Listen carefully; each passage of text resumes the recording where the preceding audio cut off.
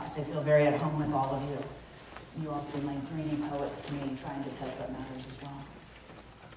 So this talk is definitely a work in progress. Some musings on the theme of hope and what I've come to see is our addiction to it in the so-called United States of America. I'm not a therapist or a psychoanalyst. I don't have any license to practice counseling, but I do take license to place my country on the couch and perform what I call cultural therapy on her. And because I come out of the tradition of depth psychology and not humanistic psychology, I don't have to show my client, my country, unconditional positive regard or radical acceptance. She already suffers enough from inflation and self-aggrandizement, so I can be a little tough on her and call out some of her shadows.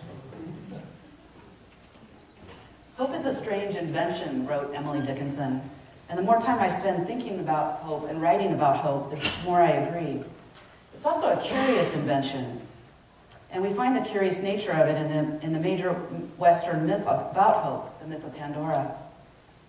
So you remember that Zeus creates this mortal woman as a punishment to man.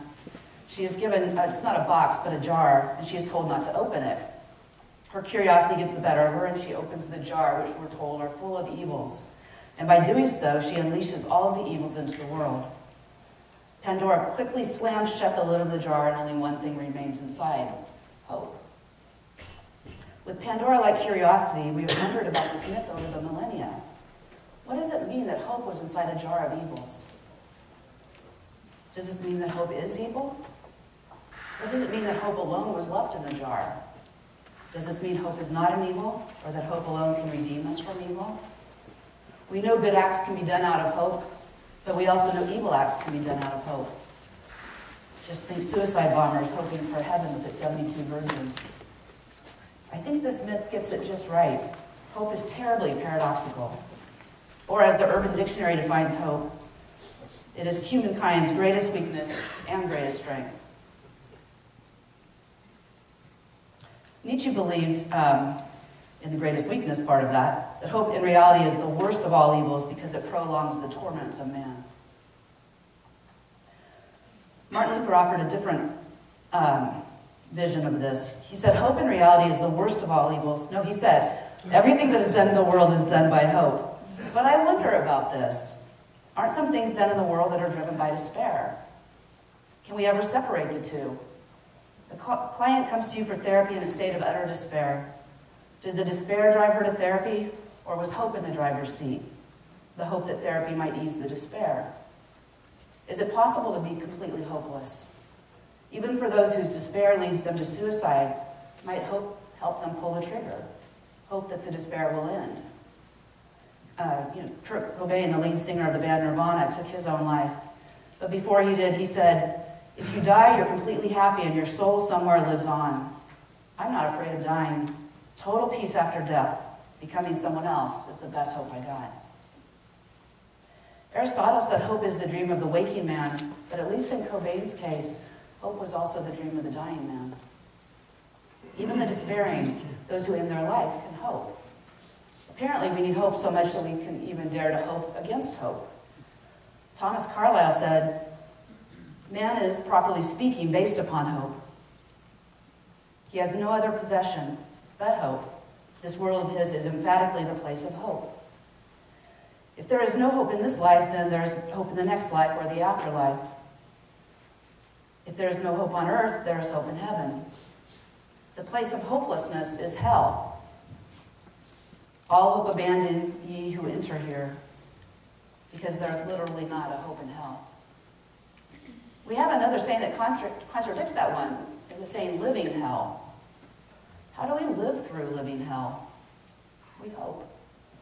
But be careful of false hopes or raising your hopes too high. Hope springs eternal, we're told. Even an old woman like Meryl Streep can hope that her crotchety husband will find her attractive again and have sex with her. She convinces him to go to a sex therapist so the old dogs they have become can learn new tricks. And again, we can ask if it was despair that led her to insist upon therapy, or was it hope? And if it was despair, what caused the despair in the first place? George Eliot describes despair as only the painful eagerness of unfed hope. If despair comes from unfed hope, then where does hope come from? Is hope the chicken or the egg? Are we just hopelessly hopeful human beings? Are we simply hardwired for hope? This interconnection between hope and despair fascinates me. I wonder if there's a sweet spot between hope and despair, and the sweet spot of what drives people into therapy, or into change, or into action.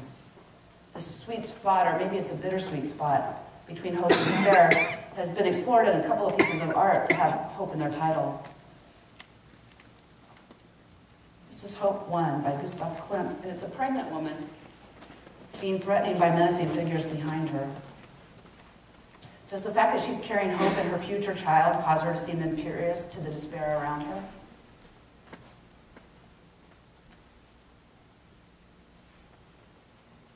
In Hope 2, another pregnant woman with a skull nestled in her gown lowers her head towards her swelling belly. Below, 3 women also bow their heads, possibly in prayer, possibly in mourning. Is this the reason for the skull? Is the baby dead in the womb? If so, why is the painting titled Hope?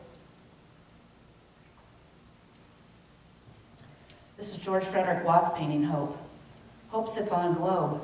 She's blindfolded, leaning her head toward the instrument, which is a wooden lyre with only 1 string left. Because of the desolate and melancholy feeling of the painting, the English writer C.K. Chesterton suggested a better title would be Despair. Nelson Mandela reportedly had a print of this painting on the wall of his prison cell on Robben Island. So under the most despairing of conditions, this image of hope kept his hope alive. So hope and despair seem to me 2 sides of the same coin, constant companions, inextricably and paradoxically bound together. And I don't think we like that in this country. We are a stay on the sunny side of life people. I think when the coin gets tossed, we desperately need it to land hopes up. And if it doesn't, we'll turn it over very quickly. We don't want to feel despair. Why should we? There's a pill for that. That's what medication's for, bye-bye blues. Perhaps every pill we pop into our mouth, we pop out of hope. Hope to avoid despair. Hope that this pill will help me lose weight so I don't have to feel the despair of being overweight.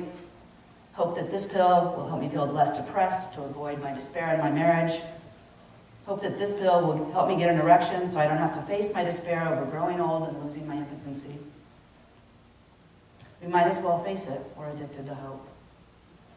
I love what this society, Division 32, is doing to call consciousness over the medicalization by challenging the DSM, but I respectfully suggest a new disorder, despair avoidance disorder, or DAD. I didn't do that on purpose, it just came out that way. Despair avoidance disorder, which the cure for that would be to stop taking pills. Because we'll do almost anything to avoid our despair. I wanted to look at 2 cases in point, 9/11 and Sandy Hook. Clearly 2 events where the appropriate and sane response is despair. In 2011, it was 10 years after 9/11, despair was gone, turned into hope. It was all over the place. Just give you a few examples. This is a book, The Legacy Letters, Messages of Life and Hope from 9/11 Family Members. Messages of life and hope. But I wonder, where were the messages of frustration, anger, grief, despair? This one, A Decade of Hope, stories of grief and endurance from 9/11 families and friends. And this one's particularly interesting to me because if they're stories of grief and endurance, why isn't the title of the book A Decade of Grief and Endurance? Then there's this coffee table book, Faces of Hope 10 Years Later, Babies Born on 9/11. Why are these babies who had what they'll no doubt prove to see as a lifelong curse for being born on 9/11 such a bad day? Why are they called the Faces of Hope? Is hope for what? Do we find hope in just the mere fact that life goes on? On YouTube, there's a whole channel of videos and songs devoted to 9/11, and a lot of them contain hope. I want to play one for you.